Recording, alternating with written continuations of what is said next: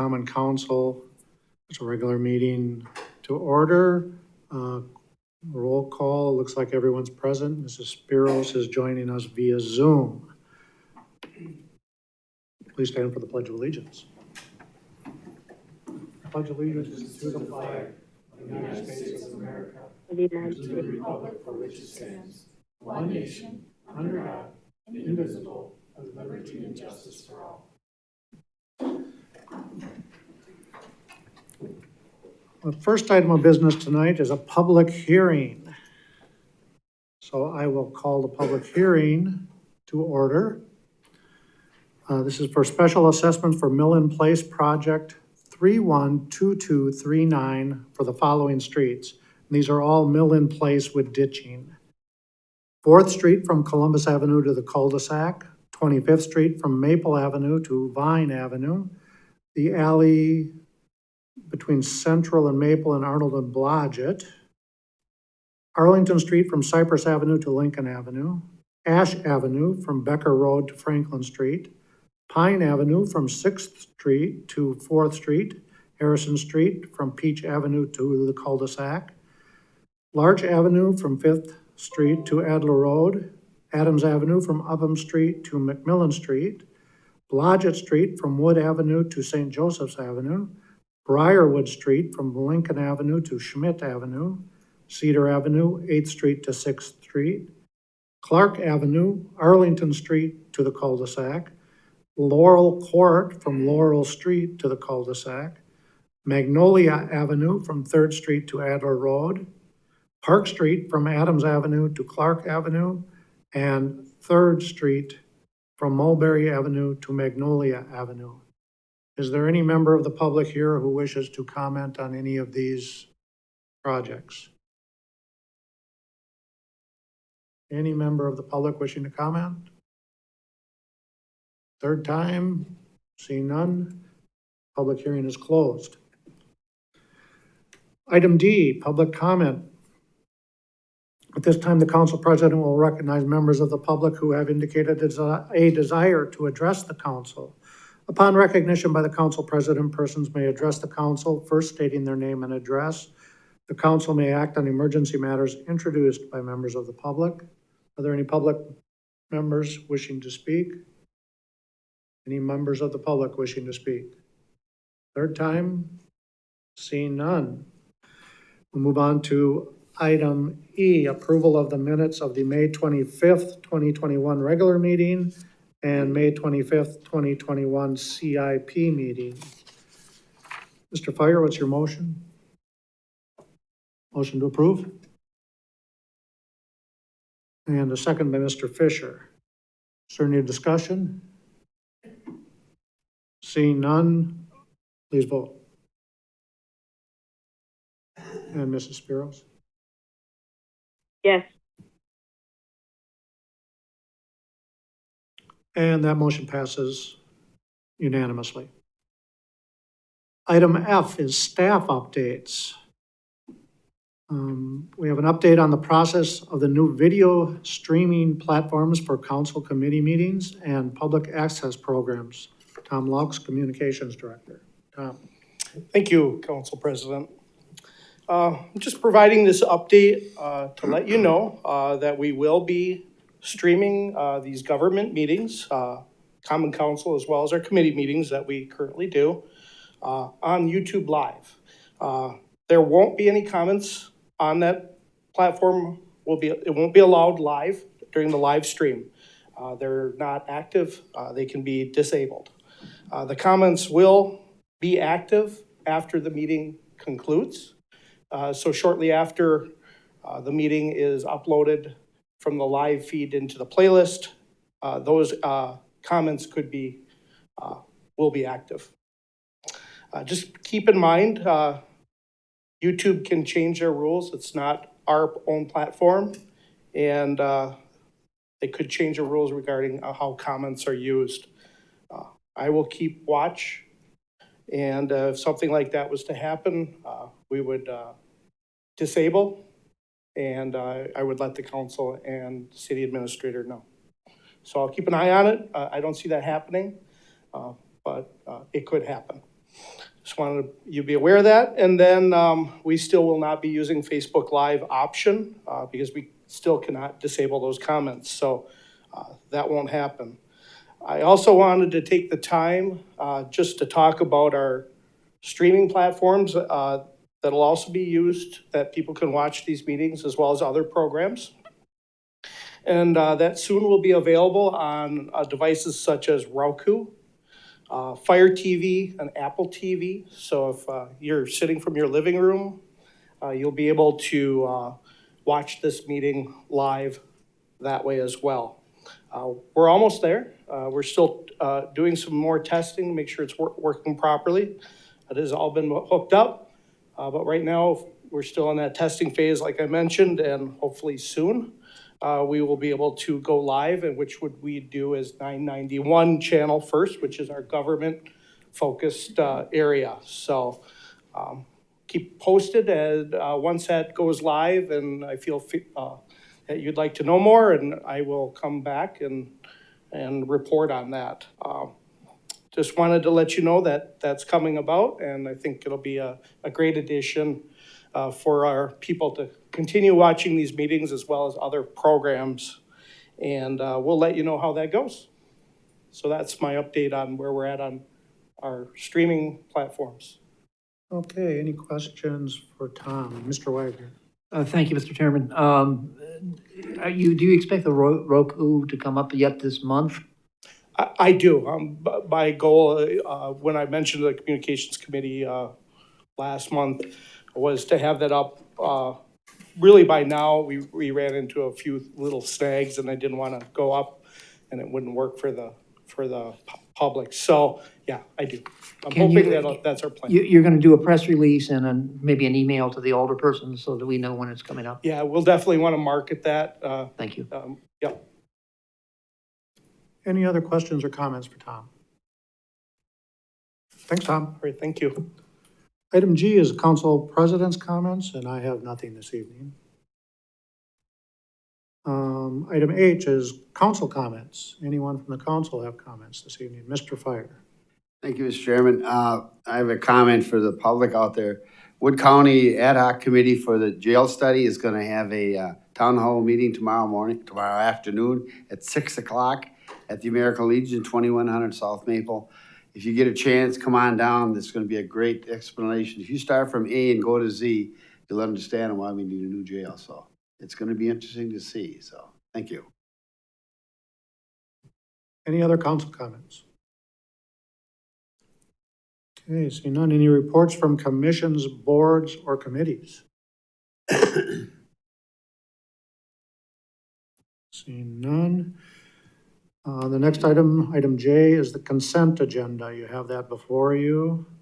And the recommended action is to receive and place on file approving recommended actions.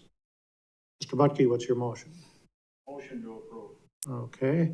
A motion to approve by Mr. Butke and a second by Mr. Fire. Is there any comments on any items on the consent agenda? Seeing none, please vote.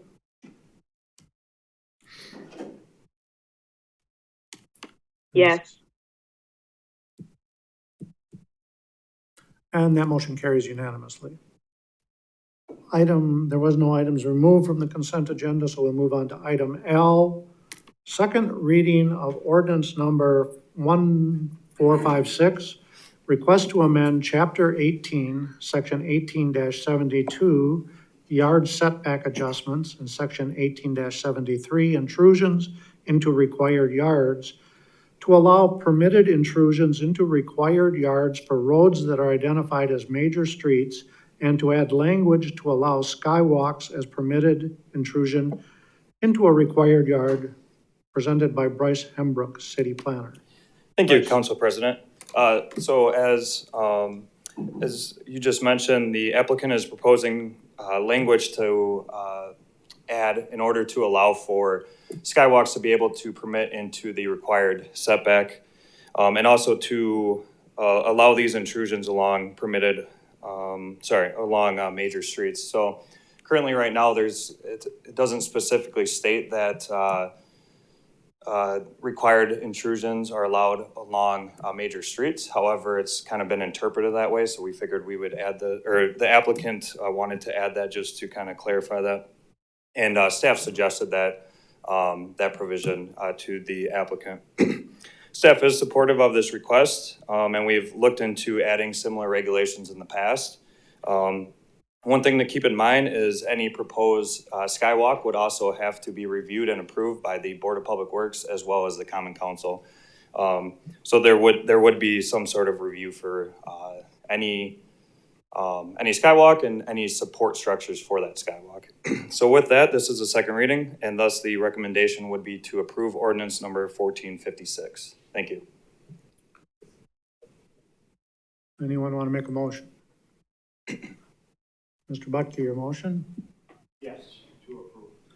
Okay, we have a motion to approve ordinance 1456 and a second from Mr. Rosendich. Is there any discussion or comments?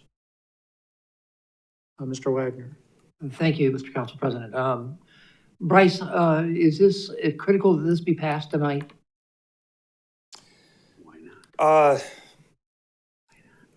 I don't know if it's critical, but we kind of told the applicant the timeline, and they were hoping to start, I think, I want to say they wanted to start by mid-June, so I would say it's probably critical, yes. What's the difference?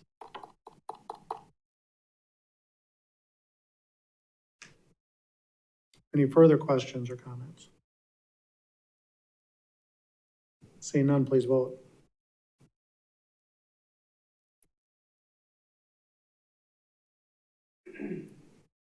Ms. Spiros? Yes. That motion passes 8-2 with a negative vote by Mr. Wagner and an abstention by Mr. Witzel.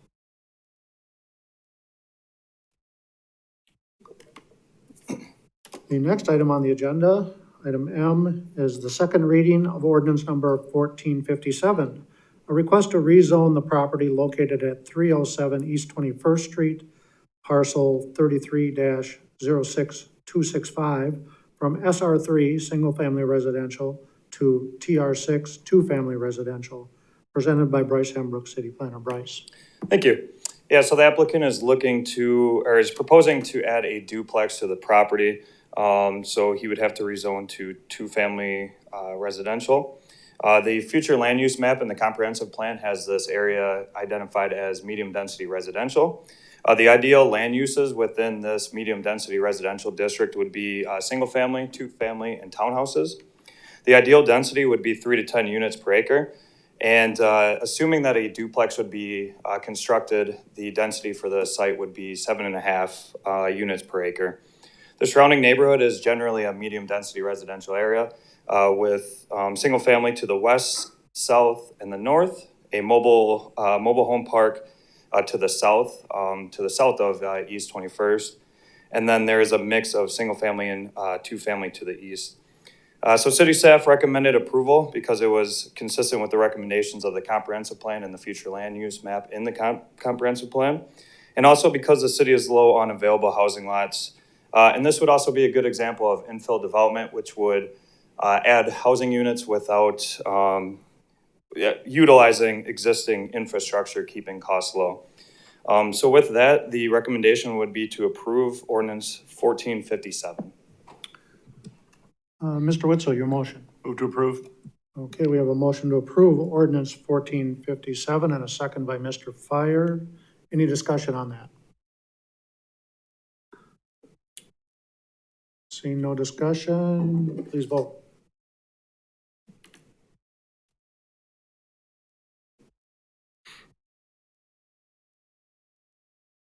Mrs. Spiros.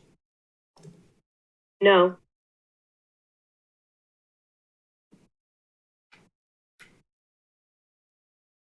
Okay, we have a tie vote, so the motion failed for lack Why would of a it fail? majority. Why would it fail? I don't know. Why would they want it? Okay, moving on to item number N. You tell me why. Request to approve resolution 2021-37, Special Assessments for Mill and Place Project 312239, presented by Tom Turchy, City Engineer. All right, this is the final resolution for special assessments for Mill and Place, 4th Street, Columbus Avenue to the cul-de-sac, 25th Street, Maple Avenue, Divine Avenue, the alley bounded by Central and Maple, Arnold and Blodgett, Arlington Street from Cypress to Lincoln, Ash Avenue from Becker Road to Franklin Street, Pine Avenue from 6th Street to 4th Street, Harrison Street, Peach Avenue to the cul-de-sac, Larch Avenue, 5th Street to Adler Road, Adams Avenue, Upham Street to McMillan Street, Blodgett Street, Wood Avenue to St. Joseph's Avenue, Briarwood Street, Lincoln Avenue to Schmidt Avenue, Cedar Avenue from 8th Street to 6th Street, Clark Avenue from Arlington Street to the cul-de-sac, Laurel Court from Laurel Street to the cul-de-sac, Magnolia Avenue from 3rd Street to Adler Road, Park Street from Adams Avenue to Clark Street, 3rd Street from Mulberry Avenue to Magnolia Avenue, and East 8th Street from Central Avenue to Cedar Avenue. I'd recommend approval of final resolution 2021-37. Okay, Mr. Butke, you have a motion. Motion to approve. Okay, we have a motion to approve resolution number 2021-57. And a second by, Mr. Wagner. And Mr. Witzel, you have a comment. Thank you. These are all listed as mill in place with ditching, Yes. but a lot of these don't have ditches. There's, East 8th Street, for example, has sanitary sewer laterals. There's some sanitary sewer laterals in there and some storm laterals, as well as dryways, culverts, and various other items that are associated with that. But they're all included with the special assessments, and we were all mailed at the same time. Okay, because I can see about a half dozen on here that, as far as I know, have curb and gutter. Well, for example, Harrison Street is a asphalt street with curb and gutter, and in that instance, we are removing the asphalt pavement and doing some base repairs and putting a brand new asphalt pavement down. So they get assessed for the asphalt, but we're leaving the curb and gutter in place. Okay. And that would be the case with like Cedar Avenue and Yes, 8th absolutely. Street and those. Okay, thank you. Mhm. Any further questions or comments for Tom? Seeing none, please vote.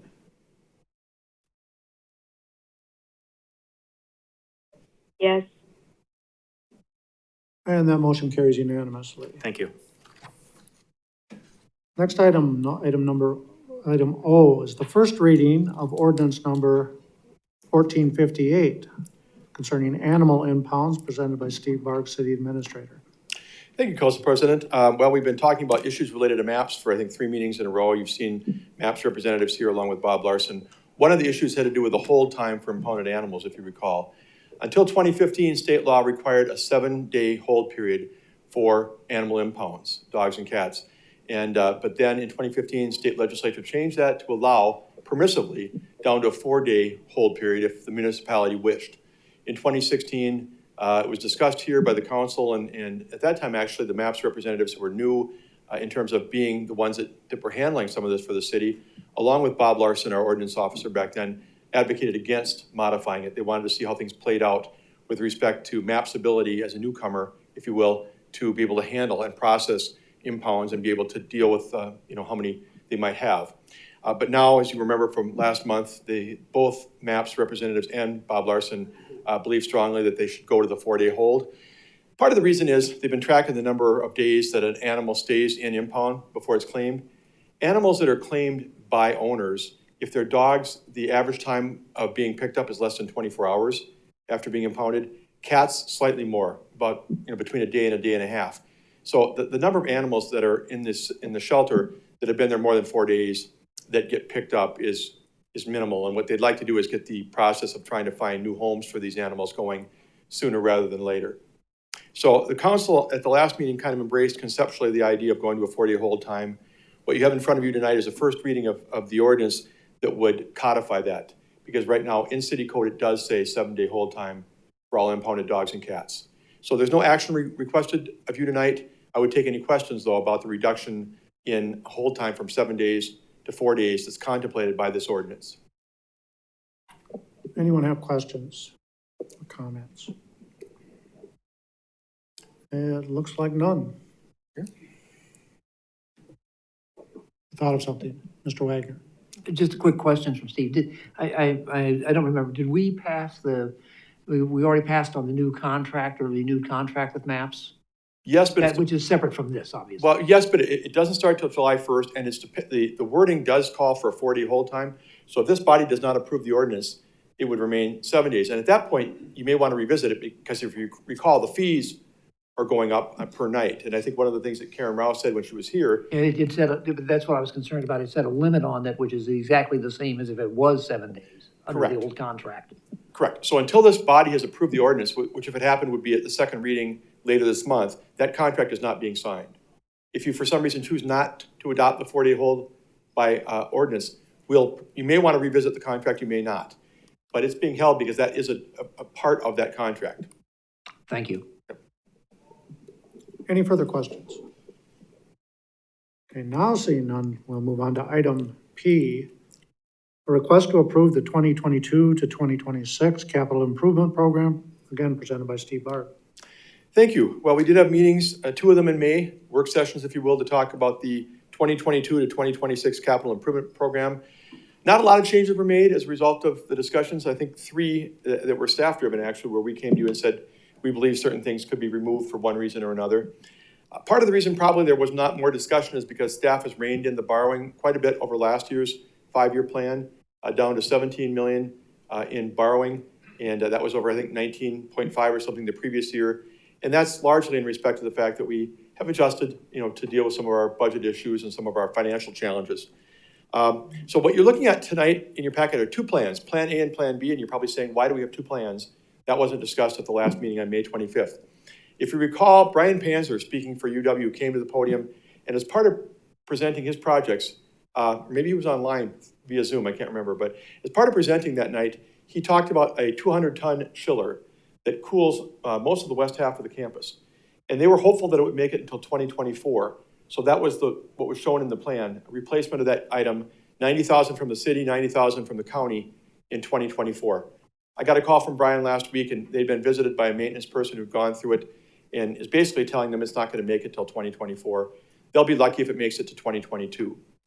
And again, since it's so critical to cooling the so much of the campus, they need that 200-ton chiller to be working. So his request is that we bring into the loop for your consideration an option to move it up from 2024 to 2022. That's Plan B.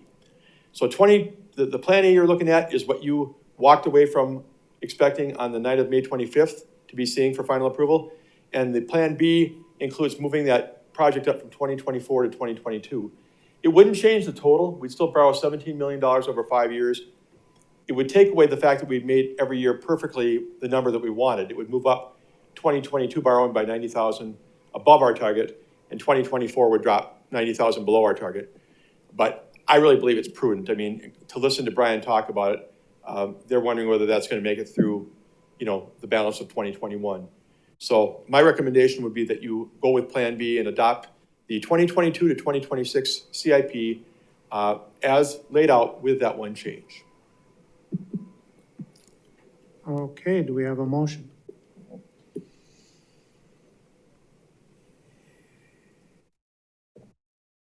Mr. Fire, your motion? I need which plan? Plan B? Okay. Okay, we have a motion by Mr. Fire to approve the 2022 to 2026 capital improvement program, Plan B, and a second by Mr. Rosendich. Any comments, Mr. Wagner? Yes, thank you. Steve, on the sheets you gave us out for the amount of debt to be included in 2022, you got $3,390,000 there, and of that, under the university 2022 projects, you've got 102,000. That doesn't include this 90,000, does it? It does. It does. It does. If you look back to Plan A, that was 12,000. And the city clerk actually called me on this earlier in the day because the project number for the 2024 projects is now gone. And what we've done for Plan B is merge that into the 2022 project account. But the 102 does include the 90. I guess the thing that bothers me is that in all the years I've sat on the council, we see happening again and again and again. We do up a capital improvements plan, and then with somebody comes up and says, oh, wait a minute, at the last moment, we gotta put something else in there, so we just won't include that in the borrowing. Or we just won't include it in our figuring for the borrowing, we're gonna borrow it anyway. But, you know, I wanna hold as close to that 3.3 million as we possibly can in this next year, because we've got a plan for getting ourselves back on the right track, and I wanna stay with it. I don't wanna say, well, you know, they're nice people, we're gonna give them some more money. You know, I understand the chillers are critical out there, but, I just want to be very careful about what we spend and how we spend it. Thank you. I agree with you. I mean, when we set this up, we set it up with 3.3 million for the first 2 years, 3.4 million for the next 2 years, I think, and then 3.5 million. Very committed to holding those numbers. I think to take what you just said and put it into practice, what we need to do is make sure that we don't backfill now later. We don't come along next year and backfill 2024 with more projects, so that we stay where we belong.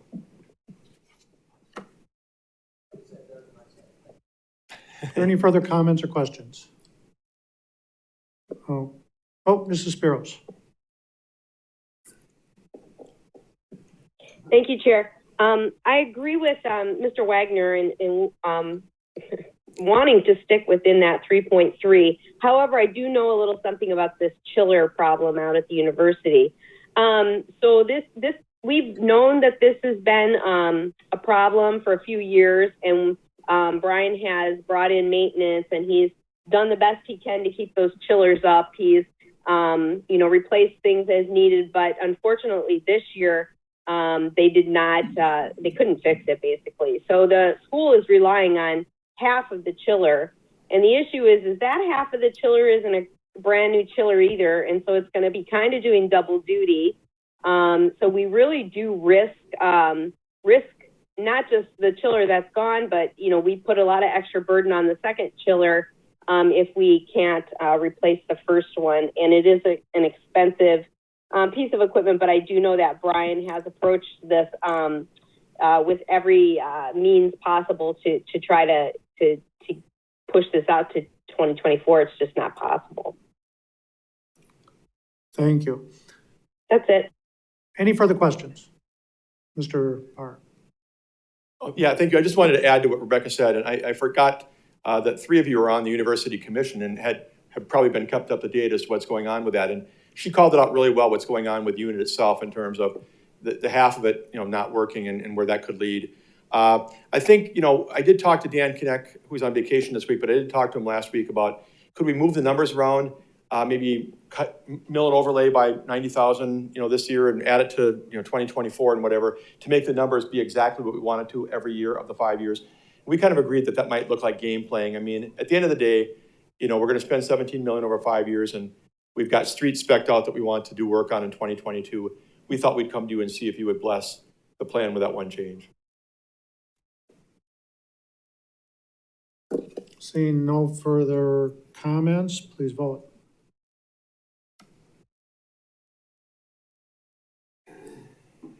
Yes. And that motion carries unanimously. Item Q, a request to approve the appointment of Tony Abney, 2601 West 5th Street, to the Housing Rehabilitation Committee to fill a vacant position that expires in 2022, presented by me.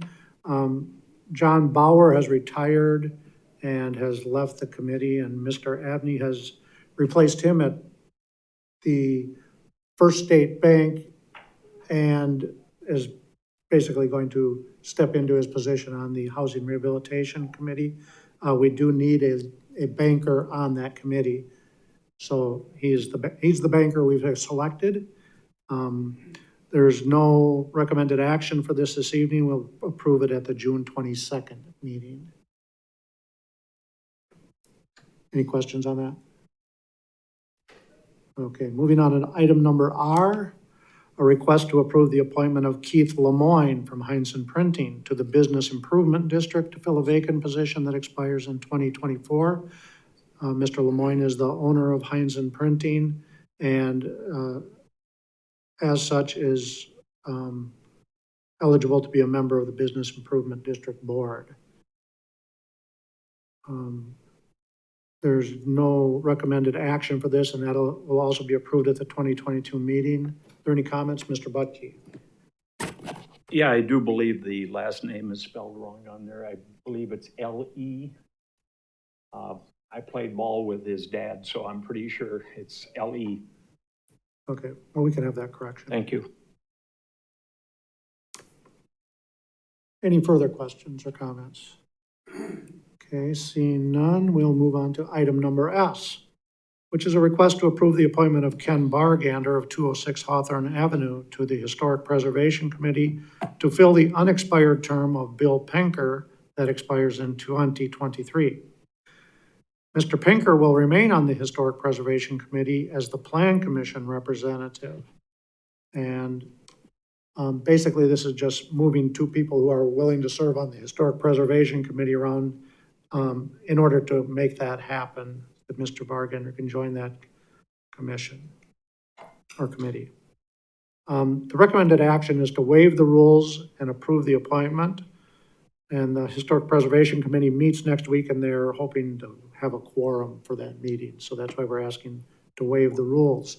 So the first motion I would need would be to waive the rules, and then we will have a further motion if we do agree to waive the rules. So, Mr. Witzel, your motion. Move to waive the rules. Okay, we have a motion to waive the rules and vote at this time, and a second from Mr. Wagner. And is there any discussion on that? Okay, please vote. Yes. Okay, that motion carries 9-1 with Mr. Fire in the negative. Now I would entertain a motion to approve the request. And we have Mr. Witzel. Move to approve. Okay, and Mr. Butke seconds. Is there any discussion on this? Seeing none, please vote. Yes. That motion carries also 9-1, this time with Mr. Rosendich voting nay.